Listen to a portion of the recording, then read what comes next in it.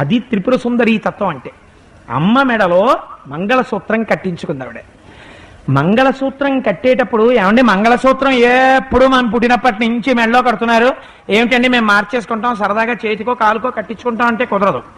మంగళసూత్రం ఎప్పుడు కట్టినా మెడ మీదే కట్టాలి, ఇక్కడే వెయ్యాలి. 3 ముళ్ళు వేసినప్పుడు ప్రతి ముడికి కుంకం పెడతారు. 3 ముళ్ళు ఎందుకు వేస్తారో తెలుసా అండి? 3 ముళ్ళు వేస్తే 3 అంకె సత్యం, 3తో సత్యాన్ని ఆవిష్కరిస్తారు.